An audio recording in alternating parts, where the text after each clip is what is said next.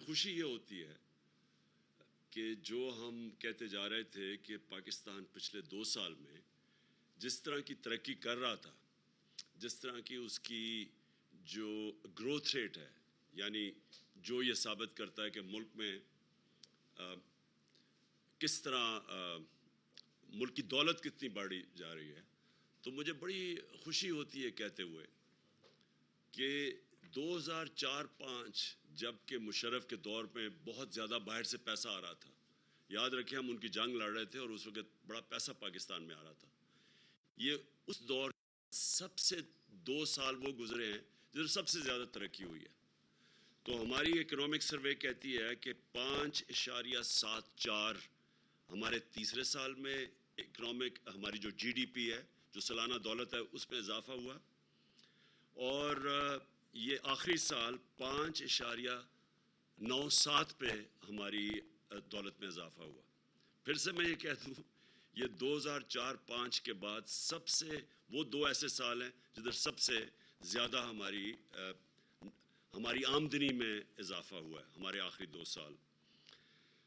دوسری چیز یہ بڑی آپ کے لیے کہ ملک ترقی کیسے کرتا ہے. ملک ترقی تب کرتا ہے جب اس کے پاس پیسہ آتا ہے، جب اس کے پاس پیسہ آتا ہے خرچ کرنے کے لیے.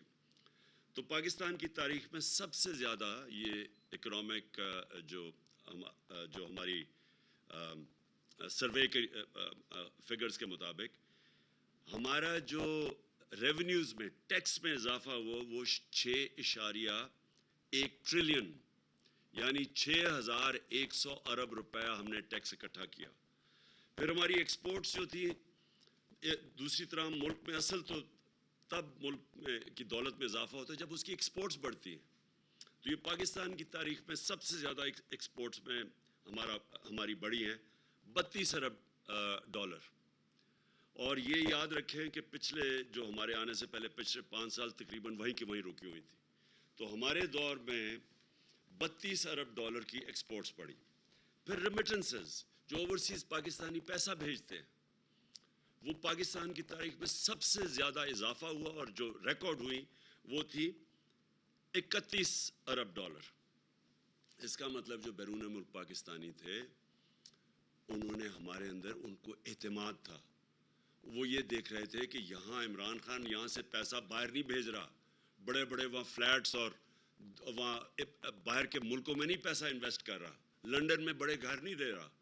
تو انہوں نے اس کے ہمارے پہ اعتماد رکھتے ہوئے ریکارڈ ریمیٹنسز بھیجی ہیں پاکستان کی تاریخ میں، جس کی وجہ سے ہمارا یہ جو گروتھ ریٹ جو میں اوپر بتایا کہ تقریباً 6% ہماری دولت میں اضافہ ہوا. تو وہ اس میں بہت بڑا ہاتھ یہ اوورسیز پاکستانیز کا تھا. پھر جدھر 60% پاکستانی دیہات میں رہتے ہیں تو یہ بھی پچھلے دور کے مطابق تقریباً دگنی ہماری جو زرعی پیداوار تھی وہ دگنی بڑھی ہے.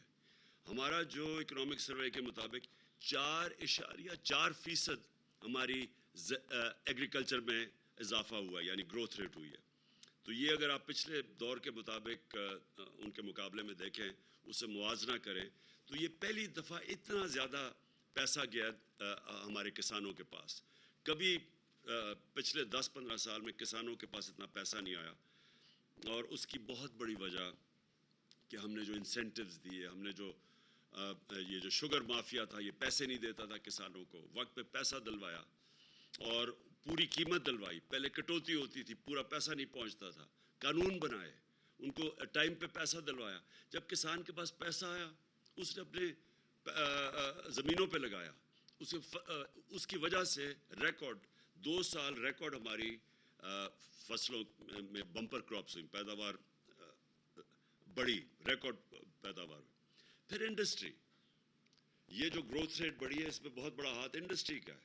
انڈسٹری ہماری بڑی 7.2% پہ، اور جو لارج سکیل مینوفیکچرنگ ہے جس میں دولت میں بھی زیادہ اضافہ ملک میں ہوتا ہے اور جس جو روزگار بھی دیتا ہے، وہ لارج سکیل مینوفیکچر 10.4% اس پہ گروتھ ریٹ ہوئی.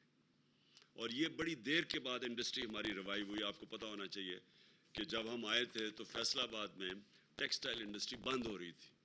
اپنی فیکٹریوں کو وہ ریل اسٹیٹ ہاؤسنگ پروجیکٹس بنا رہے تھے جب ہم آئے تھے، اور ٹیکسٹائل کی ریکارڈ ایکسپورٹس ہوئی. پھر جو سروسز سیکٹر ہے اس میں 6.2% پہ اضافہ ہوا. اور جب کہتے ہیں کہ جنہوں نے بہت بڑے قرضے لے لیے، ملک کو قرضوں میں ڈبو دیا، یہ میں آپ کو اب فگرز بتاتا ہوں کہ ہمارا جو debt G D P ratio ہے، جو نون لیگ چھوڑ کے گئی تھی 64% پہ، 64% پہ، وہی ہم نے مینٹین کیا. اور یہ یاد رکھیں کہ ہمیں جب ہماری انہوں نے جو قرضے لیے ہوئے تھے اس بیرونی قرضوں کے اوپر سود دینا پڑتا تھا. ان کے زمانے میں آدھا یہ سال کا ڈالرز ان کا سود پہ واپس جاتا تھا ڈیٹ ریپیمنٹ پہ، ہمارا دگنا تھا. اس کے باوجود ہماری debt G D P ratio وہ چینج نہیں ہوئی، 64% پہ رہی ہے. پھر جو اس کی وجہ سے جو روزگار ہے، ورلڈ بینک کی سروے ہے کہ سارے بر صغیر میں جس میں سب سے زیادہ روزگار پیدا ہوا اور پچھلی گورنمنٹ سے زیادہ، وہ ہمارے دور میں تھا. یعنی بے روزگاری سب سے زیادہ جو کم بے روزگاری تھی وہ پاکستان میں تھی بنسبت سارے ہندوستان کے بر صغیر میں. پھر ہم نے ڈیمز شروع کی. 50 سال کے بعد پہلی دفعہ پاکستان میں ڈیمز، بڑی ڈیمز بنائی گئی. اور یہ میں سمجھتا ہوں اس ملک کی اتنی بڑی ضرورت تھی، یہ بہت پہلے بننی چاہیے تھی، کیونکہ 30 سال 2 خاندانوں نے اس ملک پہ حکومت کی. یہ دونوں خاندان جو اکٹھے آج گورنمنٹ میں بیٹھے ہوئے ہیں، انہوں نے 30 سال ملک میں حکومت کی، کوئی بڑی ڈیم نہیں بنائی. اور اس کے آج جو آپ لوڈ شیڈنگ کی ایک بہت بڑی وجہ کیا ہے؟ انہوں نے جو پاور پروجیکٹس بنائے پچھلے یہ 5 سال، یہ نون لیگ کا دور تھا، اس میں پاور پلانٹ امپورٹڈ فیول پہ تھے. کوئلہ جو کہ باہر سے امپورٹ ہوتا تھا، ایل این جی باہر سے امپورٹ ہوتی تھی. تو جیسے وہاں کی قیمتیں اوپر گئی، بجلی کی بھی قیمت، اور جو باہر سے جب آپ کے زیادہ ڈالر باہر بھیجنے پڑے، اس کے اوپر فارن ایکسچینج پہ بھی فرق پڑا. تو آج یہ نہیں ہے کہ بجلی نہیں ہے، یہ جو پچھلے انہوں نے خود پروجیکٹ جو کانٹریکٹ سائن کیے تھے اس کو بھی پوری بجلی نہیں دے رہے. اور اس لیے نہیں دے رہے کہ وہاں کوئی مسئلہ ہے، کیپیسٹی ہے ان کی 25% پہ وہ آپریٹ کر رہے ہیں، اس لیے کہ ہمارے پاس پیسہ نہیں ہے اتنا. وہ جو کوئلے کے اوپر پاور پلانٹس ہیں ان کو، کیونکہ کوئلے کی قیمت اوپر چلی گئی ہے، پیسہ نہیں ہے، فارن ایکسچینج نہیں ہے کہ ان کو کوئلہ پورا امپورٹ کر سکے، جس کی وجہ سے آج لوڈ شیڈنگ ہے. تو ڈیمز، پانی کے اوپر بجلی بنتی ہے، کوئی ہمیں فرق نہیں پڑتا باہر مہنگائی ہو یا نہ ہو، یہ پہلے ڈیمز بننی چاہیے تھی. تو اس ہمارے دور میں جو ہم نے 10 ڈیم کے پروجیکٹس، اس میں 3 بڑی ڈیمز ہیں. مجھے بڑے افسوس سے آج کہنا پڑتا ہے کہ وابڈا جو باہر سے، جس کی ریٹنگ ایسی تھی کہ باہر سے اس کو کریڈٹ ملتا تھا، آج انٹرنیشنل اس کی جو کریڈٹ ریٹنگ ہے وہ نیچے چلی گئی ہے جب سے یہ حکومت آئی ہے. اور نیچے جانے کا مطلب یہ کہ اب یہ پیسہ جو چاہیے ڈیمز کے لیے، جو باہر سے قرضے چاہیے جو مل رہے تھے وابڈا کی ریٹنگ کی وجہ سے، سوورن گارنٹی کے باوجود وہ اس کو جو قرضے دے رہے تھے، وہ اب ہماری ڈاؤن گریڈ ہو گیا. اور ہمارا جو سارا ڈیمز کا پروجیکٹ ہے وہ اب خطرے میں چلا گیا، کیونکہ پیسہ چاہیے بنانے کے لیے، فارن ایکسچینج ہمارے پاس ہے نہیں، گورنمنٹ کی خود ریٹنگ نیچے چلی گئی ہے.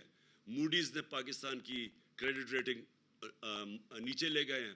نیچے لے جانے کا مطلب یہ کہ اب ہمیں مشکل سے کوئی بھی قرضہ دے گا، اور قرضہ دے گا تو بہت بڑے سود لے گا، بڑا مہنگا قرضہ ملے گا. تو جب سے یہ آئے ہیں 2 اور خطرے ہو گئے ہیں پاکستان کو. ایک تو ہمارے لیے مشکل ہو گیا ہے باہر سے قرضے لینا، لیکن خاص طور پہ جو وابڈا کی کریڈٹ ریٹنگ نیچے گئی ہے، یہ ہماری ڈیمز، جس میں 2، ایک تو سستی بجلی اور اپنے پانی کے اوپر بنانے والی بجلی، اور دوسرا جو پانی کی سٹوریج ہے جس کی سخت ضرورت ہے اس ملک کو. آج پانی کی قلت ہے، آج کسانوں سے پوچھے تو یہ اگر پروجیکٹس ان کی وجہ سے دگنی ہو جانی تھی ہماری پانی کی کیپیسٹی، ریزروائرز کی کیپیسٹی. اور اب یہ ایک پروجیکٹ ہے جو جب سے یہ آئے خطرے پہ چلا گیا. اور میں یہ کہنا چاہتا ہوں کہ ہم نے اس کے باوجود کہ یہ جو ساری ہماری، اللہ کا شکر ہے، یہ جو سامنے آ گیا اکنامک سروے میں پاکستان ہماری گورنمنٹ کی پرفارمنس، اس کے باوجود جو اس پہ نہیں لکھا ہوا، سب سے زیادہ ہم نے کوشش کی اپنے نچلے طبقے کو اوپر اٹھانے کے لیے. کسی پاکستان کی تاریخ میں حکومت نے اتنا پیسہ اپنی نچلے کمزور غریب طبقے پہ نہیں خرچ کیا جو ہم نے کیا. ہم نے سب سے پہلے ہیلتھ کارڈ دیا، اور ہیلتھ کارڈ یہ بڑے بڑے امیر ملکوں میں بھی نہیں ہے کہ اب پورے اپنے ہر خاندان کو 10 لاکھ روپے کی ہیلتھ انشورنس کہ کسی بھی ہسپتال میں جا کے اپنا علاج کروا سکے. یہ ہم سمجھتے ہیں کہ ہماری سب سے بڑا، اگر میرے سے پوچھے ایک کہ جو سب سے بڑا ہمارا کارنامہ تھا، وہ کہ اپنے نچلے طبقے کو ہم نے تحفظ دیا. کیونکہ جب ایک غریب گھرانے پہ ایک بیماری آتی ہے تو عموماً وہ مقروض ہو جاتا ہے، ایک پورا خاندان غربت کی لکیر کے نیچے چلا جاتا ہے ایک فرد کے علاج کرتے ہوئے. تو سب سے پہلے تو ہمارا ہیلتھ کارڈ تھا جو سب سے بڑی تھی. اس کے علاوہ ہمارے احساس پروگرامز تھے جس پہ سب سے زیادہ پیسہ خرچ کیا گیا. پھر ہمارا کامیاب پاکستان پروگرام تھا جس میں ہم نے تقریباً 1200 ارب روپے کے قرضے رکھے ہوئے تھے، جس میں ہم نے اپنے بینکوں کے ساتھ جو ڈیل کی ہوئی تھی، ہم نے 1200 ارب روپے کی کہ اپنے نچلے طبقے کے لوگوں کو جو سب سے نیچے ہیں ان کے خاندانوں کو روز ہم نے پیسے دینے تھے سود کے بغیر، قرضے دینے تھے اپنی دکانیں کھولنے کے لیے، کسانوں کو تاکہ اپنی زمین پہ لگا سکیں، گھر سود کے بغیر ان کو ہم نے قرضے دینے تھے تاکہ وہ اپنے گھر بنا سکیں. پھر جو مجھے سب سے چیز اس میں نہیں لکھا ہوا ہے اکنامک سروے میں، جو مجھے سب سے زیادہ فخر وہ یہ کہ جب کرونا وائرس پاکستان میں جب اس کا ساری دنیا میں بھی آئی اور ہمارے ملک میں آئی تو ساری اپوزیشن نے کہا کہ لاک ڈاؤن کر دو. ان سب کی سٹیٹمنٹس ہیں کہ ملک کو لاک ڈاؤن کر دو جس طرح باہر کے ملکوں نے کیا تھا. اور انہوں نے میری تنقید کی کہ تم کیوں نہیں لاک ڈاؤن کر رہے. آج یہ آپ نہ دیکھتے، ہمارا ملک آج وہ غربت ہونی تھی پاکستان میں، ہمارا معیشت تباہ ہو جانی تھی اگر ہم لاک ڈاؤن کر دیتے. اور وہ ہم نے جو فیصلہ کیا صرف اس لیے کہ مجھے پتا تھا کہ جس وقت ہم نے لاک ڈاؤن کرنا تھا، ملک بند کرنا تھا، ہمارے غریب لوگوں نے پس جانا تھا. ہماری عام آدمی نے، دہاڑی دار، جو چھابڑی والا، جو بیچارے دن کی کمائی کر کے بچوں کا پیٹ پالتے تھے، ان کا کیا بننا تھا. تو ہم نے فیصلہ کیا کہ ہم نے پورا لاک ڈاؤن نہیں کرنا. اور وہ فیصلہ آج اس اکنامک سروے میں آپ کے سامنے آ رہا ہے کہ ہم نے اپنے ملک کو بھی بچا لیا، اپنی اکانومی بچائی، اپنے غریب لوگوں کو بچایا، اور پھر اپنے لوگوں کو کرونا سے بھی بچا لیا. مقابلہ کریں ہندوستان میں، جدھر اب لیٹسٹ جو BBC کی میں رپورٹ پڑھ رہا تھا کہ 50 لاکھ لوگوں کی جانیں گئی ہیں کرونا سے، اس کا مقابلہ کریں پاکستان سے. اللہ کا کرم ہے ہمارا 31,000 ٹوٹل ہمارے جو اموات ہوئی تھی. تو وہ بہت بڑی کامیابی تھی اور جو میں اس میں اکنامک سروے میں نہیں آئی.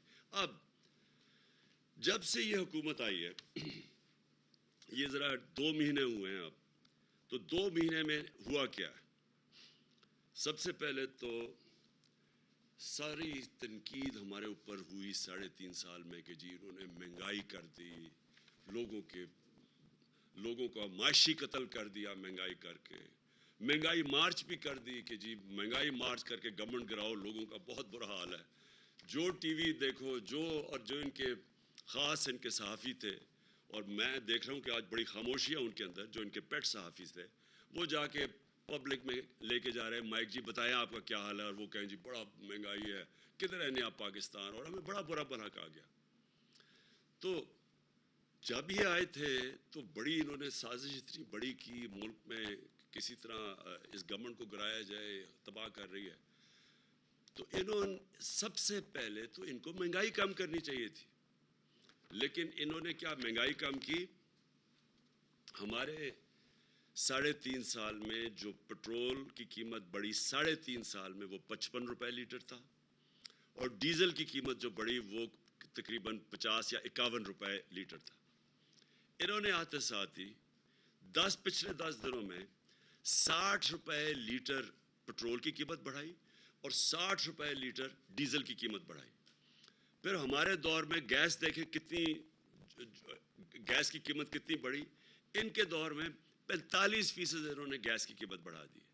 بجلی کی قیمت 10 रुपए यूनिट एक्स ऊपर बढ़ा दिया इन्होंने।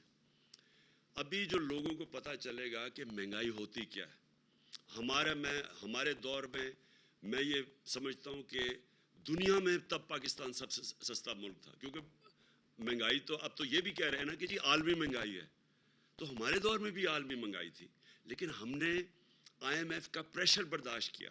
जब उन्होंने हमें कहा कि पेट्रोल और डीजल की कीमत बढ़ाओ, तो हमने वो बजाय बढ़ाने के 10 रुपए कम कर दी। हमने बिजली की कीमत 4 रुपए यूनिट कम कर दी। कैसे की? हमने और जगह से पैसे निकाले, हमने अपनी इकोनॉमी को रीएडजस्ट किया। हमें पता था कि इससे प्रेशर पड़ेगा, लेकिन प्रेशर लिया हमने IMF का। उसकी वजह क्या थी कि हम वो गवर्नमेंट है जिसकी लीडरशिप का जीना मरना पाकिस्तान है। ये वो लोग हैं जिनके अरबों डॉलर बाहर पड़े हुए हैं, इनके लीडर्स बाहर बैठे हुए हैं, इनका स्टेक पाकिस्तान में नहीं है, ये कभी बाहर का प्रेशर नहीं ले सकते।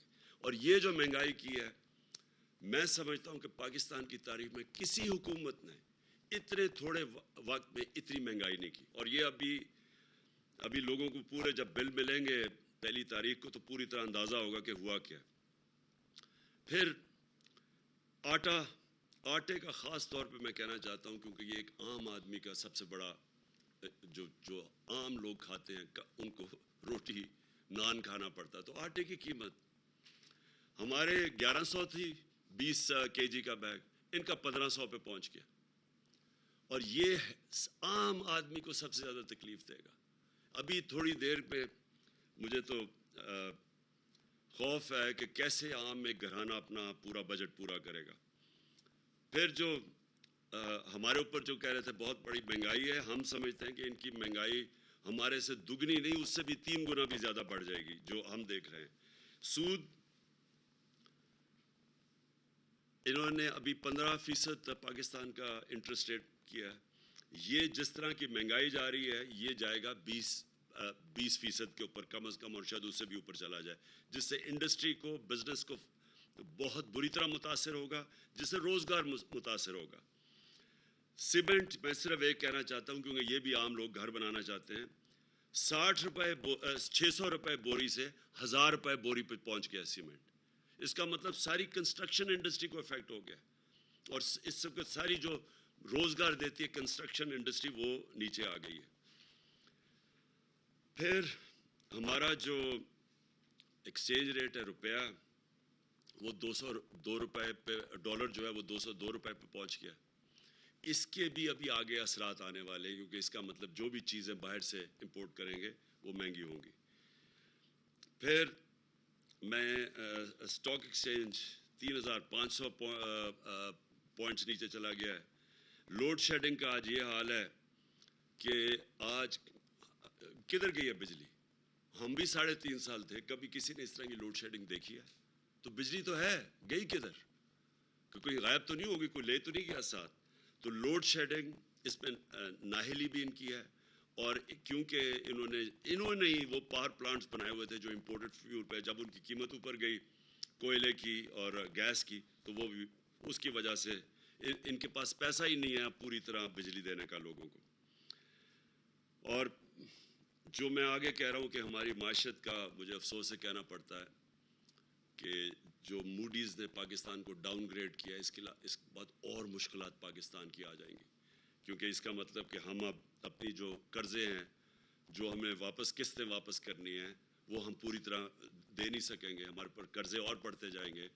और जो सबसे बड़ा खौफ है हमें मुल्क का, खुदा न खास्ता वो डिफ़ॉल्ट ना हो जाए, क्योंकि डिफ़ॉल्ट का मतलब कि हमारी माशत के ऊपर और ऐसा स्ट्रेन पड़ेगा कि वो बड़ी देर लगेगी मुल्क को फिर से उठाने को, अगर वो खुदा न खास्ता हो गया। अब मैं जो असल चीज़ पे आया हूँ कि अगर इनकी तैयारी नहीं थी, अगर ये माशी तौर पे तैयार ही नहीं थे कि मुल्क को संभालना, तो क्या वजह थी कि इतनी साजिश करके हुकूमत कराई है? अगर ये मुल्क ही नहीं संभाल सकते थे, ना ये महंगाई संभाल सके हैं, ना मायशत को संभाल सके हैं, तो क्या वजह थी? जल्दी क्या थी? तैयारी कर लेते, इंतज़ार कर लेते, 1.5 साल और हुकूमत रह गई थी, और वो उसकी वजह अब सबके सामने आ गई है। इनका कभी भी پاکستان کا ایجنڈا نہیں تھا. یہ جو بیرونی سازش جو باہر سے مل کے انہوں نے کیا ہے، وہ ڈونلڈ لو نے جو ہمیں دھمکی دی کہ جناب آپ اگر عمران خان کو نہیں ہٹائیں گے تو یہ ہو جائے گا، اگر ہٹا دیں گے تو ہم سب کچھ معاف کر دیا جائے گا. تو ڈونلڈ لو نے جب وہ سائفر بھیجا تو اگلے دن ہی جس کو بھی اس نے دھمکی دی اگلے دن سب کچھ ہونا شروع ہو گیا. وہ عدم اعتماد بھی اگلے دن ہو گئی. اس کے بعد پھر لوگوں نے بھی جانا شروع کر دیا. یعنی جب معیشت اوپر جا رہی ہے، پہلے 2 سال جاتے جب ملک کے حالات مشکل تھے، جب ہم کرونا سے بھی لڑ رہے تھے اور پھر جو IMF کے پروگرام میں ہم نے خرچے اپنے سارے کم کیے، بے روزگاری تھی، تو جانا تو تب چاہیے تھا. تو جب 6% گروتھ ریٹ پہ ملک جا رہا ہے تو کیا وجہ ہے کہ یہ کوئی 20-40 لوگوں نے لوٹے ہونے کا فیصلہ کیا؟ کیونکہ یہ سازش کا حصہ تھا. وہ اس لیے نہیں جا رہے تھے کہ ملک کے اب حالات برے ہیں، وہ اس لیے جا رہے تھے کہ یہ پلان کیا ہوا تھا گورنمنٹ گرانے کا. اور یہ بیرونی سازش کے اندر یہ ملے ہوئے تھے ساتھ، یہ جو میر جعفر اور میر صادق ہے. اور اب آپ کے سامنے آ گیا کہ یہ تو کوئی کہہ رہے تھے جی ہم نے مہنگائی بہت ہے، تو مہنگائی تو اب اس سے زیادہ بڑھ گئی ہے اور اس سے کئی گنا زیادہ بڑھے گی. تو اگر معیشت یہ کہہ رہے تھے کہ ہم نااہل ہیں، تو یہ معاشی حالات تو آپ کے اب سامنے ہیں. اصل میں یہ کیوں آئے تھے؟ یہ آئے تھے اس ملک میں اپنے کرپشن کے کیسز ختم کرنے کے لیے. یہ آئے تھے NRO 2 لینے کے لیے. NRO 1 کیا تھا جنرل مشرف نے، جس میں اس ملک کی تباہی ہوئی، جس میں یہ دونوں نے آ کے ملک لوٹا، 4 گنا زیادہ ہمارے قرضے بڑھائے. اور اب یہ NRO 2 تھا کہ جو انہوں نے 10 سال میں چوریاں کی تھی وہ معاف کروانے آئے تھے. اب یہ تماشا دیکھیں کیا ہو رہا ہے. آج یہ نیب کا جو بل پاس کریں گے، اس سے زیادہ شرمناک چیز اس ملک میں ہو ہی نہیں سکتی. شہباز شریف اب پرائم منسٹر نیب کا سربراہ بن جائے گا. FIA جس کے اندر ان کے اوپر وہ مقصود چپڑاسی کے کیس تھے، اور وہ جو 4 ارب اس کا تھا، 4.25 ارب، اور 16 ارب نوکروں کے نام پہ، اور پھر 24 ارب کے ٹوٹل ان کے اس کے شہباز شریف کے کیسز تھے. اب یہ FIA کے اوپر بھی خود بیٹھ گیا، نیب کے اوپر بھی خود بیٹھ گیا. اب ان کا مقصد کیا ہوگا کہ جو انہوں نے چوریاں کی تھی، پہلی چوریاں معاف ہو گئی تھی. انہوں نے جو 11 سال 90 کی دہائی میں چوریاں کی تھی، وہ جنرل مشرف نے ان کو NRO دے دیا تھا، وہ معاف ہو گئی تھی. وہ اربوں روپیہ ہضم کر بیٹھے تھے. اب جو پچھلے 10 سال کی چوریاں تھی، 8 سے لے کے 18 تک، اب اس کے لیے ان کو NRO چاہیے تھا، جس کی وجہ سے یہ ساری سازش انہوں نے کی تھی.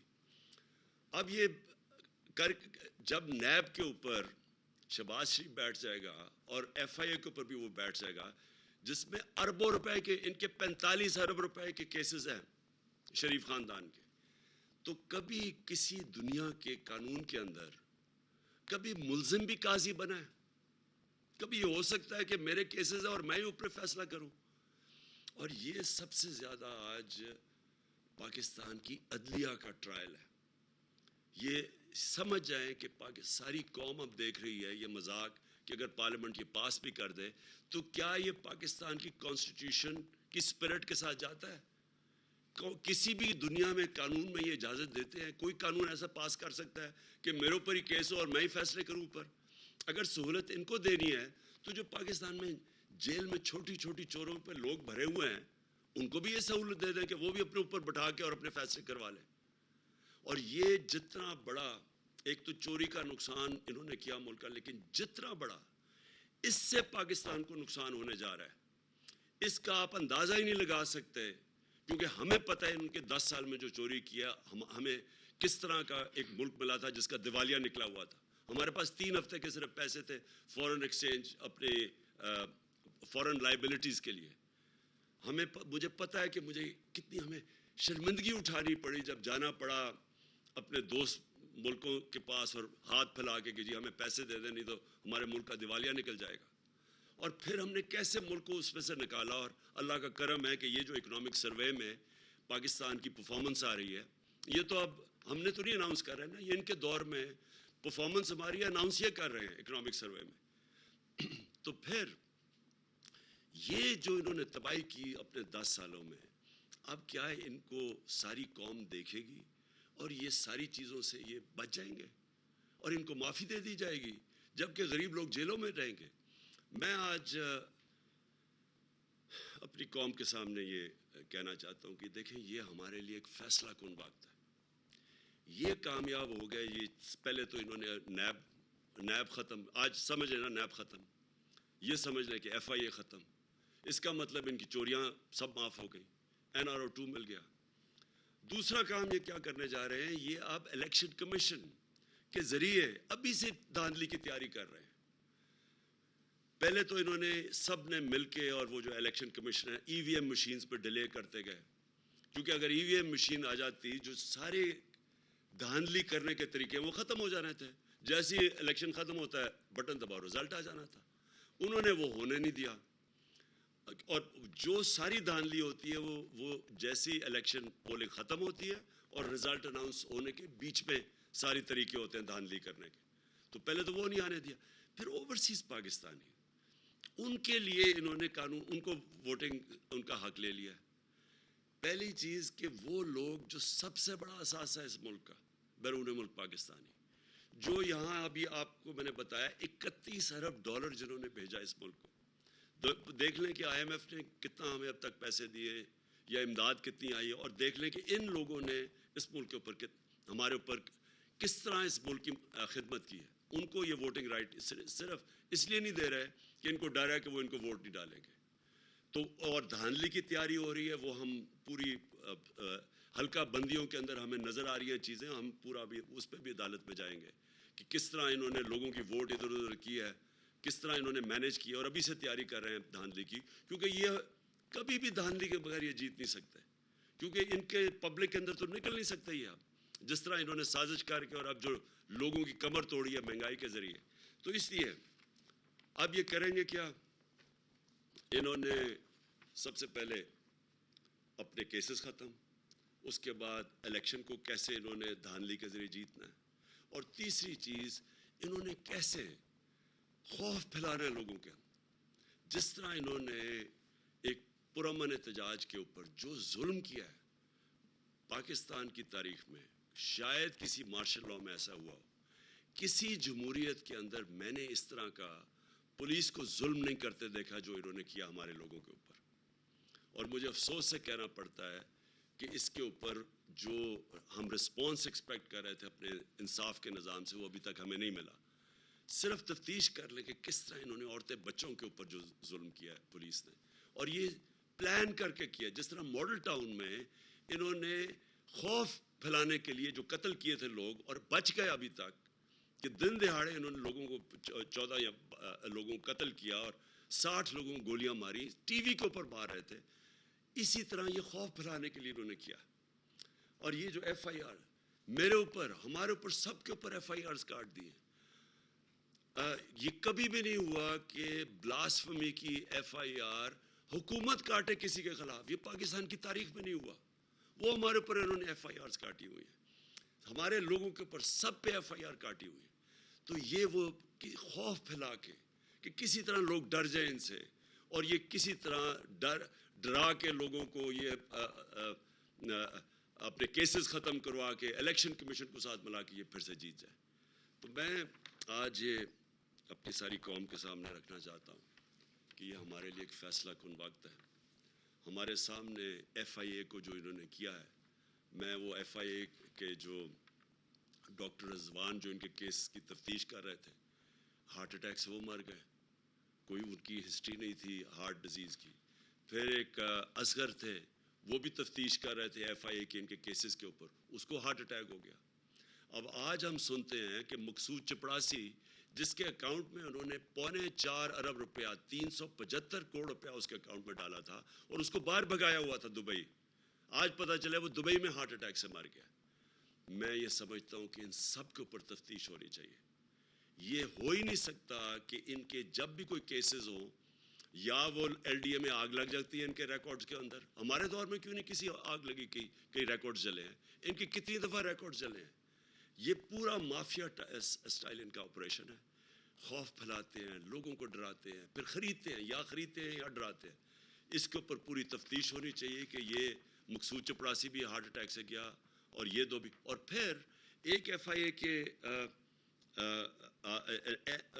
نیب کے نیب کی آج میں صبح اخبار میں پڑھ رہا ہوں کہ نیب کے جو تفتیش کر رہا ہے ایک آفیسر جو تفتیش کر رہا ہے پنڈی میں آصف زرداری کے کیسز، اس کو اس کے گھر پہ چھاپا پڑا ہے، اس کا دروازہ توڑ کے اندر لوگ گھسے ہیں اور وہ کوئی چیزیں ڈھونڈ رہے تھے، اور وہ آج خبر آئی ہے. تو جب آفیسرز ہی نہیں، کون ان کے خلاف بولے گا؟ اب جب یہ اوپر بیٹھ گئے ہیں تو ان کو تو سارا ایک مافیا کنٹرول ہو گیا. تو میں آج آخر میں یہ بات کرنا چاہتا ہوں کہ، اور یہ میری آخری بات ہے آپ سب سے، کہ دیکھیں ہمارے پاس اب دو راستے ہیں. ہم چپ کر کے یہ سہ جائیں تو یہ ملک جس طرف جا رہا ہے اور جدھر یہ لے کے جا رہا ہے اس کا کوئی مستقبل نہیں ہے. معیشت کا آپ نے دیکھ لیا، مہنگائی آپ نے دیکھ لی. اب یہ جو کنٹرول کریں گے سارے ادارے، ان ساروں کو ختم کریں گے. اور یہ جتنے بھی پاکستان کے ادارے ہیں آہستہ آہستہ، کیونکہ انہوں نے اپنے آپ کو اوپر رکھنا ہے قانون سے، کیونکہ یہاں قانون کی بالادستی نہیں ہوگی، یہاں ان ڈاکوؤں کی کنٹرول ہوگا. انہوں نے اوپر بیٹھ کے ساری پاکستان کے ادارے تباہ کر رہے ہیں. ہمارے دور میں میں ذرا سوال پوچھتا ہوں کہ بتائیں کسی کے اوپر جھوٹا کیس کیا، کتنی ایف آئی آرز کسی کے اوپر کٹوائی؟ انہوں نے 3 دفعہ لانگ مارچز کی، کبھی کسی کے اوپر کوئی ایک فائر کیا ٹیئر گیس کا، کبھی ہم نے ان کو تنگ کیا، روڈ بلاکس کیے، کنٹینر لگائے. کتنی دفعہ ہم نے کیا؟ میں نے کبھی عدالتوں کے اندر کبھی انٹرفیئر کیا؟ کبھی ہم نے نیب کے اندر کوئی انٹرفیئر کیا؟ کبھی ایف آئی اے سے کوئی جھوٹے کیسز بنائے؟ ہم سب کے اوپر کیسز بن رہے ہیں، ساروں کو ڈرایا دھمکایا جا رہا ہے. کبھی ہم نے، اور الیکشن کمیشن کبھی ہوا ہی نہیں ہے کہ سٹنگ گورنمنٹ کے خلاف سارے الیکشن کمیشن کے فیصلے آ رہے ہیں. یہ کبھی ایسے نہیں ہوا، کیونکہ ہم نے اداروں کو بجائے کنٹرول کرنے کے ان کو چلنے دیا، بلکہ مضبوط کرنے کی کوشش کی. آج یہ سارے ادارے تباہ کریں گے. یہ جدھر آپ اب جو آگے جو نظام ہے، مجھے خوف ہے کہ یہ اب عدلیہ کے اوپر جائیں گے. ہمیشہ ان کی آپ ماضی دیکھ لیں، سپریم کورٹ کے اوپر ڈنڈوں سے حملہ کیا. بریف کیس گئے، جو جسٹس سجاد علی شاہ کہتے ہیں کہ اپنی کتاب میں کہ کوئٹہ بینچ کو پیسے چلائے گئے. تو یہ انہوں نے سارے ادارے کنٹرول کرنے کی کوشش کرنی ہے، کیونکہ یہ ملک کی بہتری کے لیے نہیں آئے، یہ ایک مافیا کنٹرول ہے. لہٰذا اس کے خلاف انشاءاللہ ہم سپریم کورٹ سے کلیریفیکیشن لے رہے ہیں. اپنی جو ہمارا اگلے لائے عمل ہے لانگ مارچ کا، جیسے مجھے ملے گا میں اعلان کروں گا انشاءاللہ ایک ایسا احتجاج جو ہمارے شہری نکلیں گے اور کم از کم اپنی آواز بلند کریں گے. یہ جو یہاں اس ملک میں ہم سب کے سامنے یہ ظلم ہو رہا ہے. پاکستان پائندہ باد.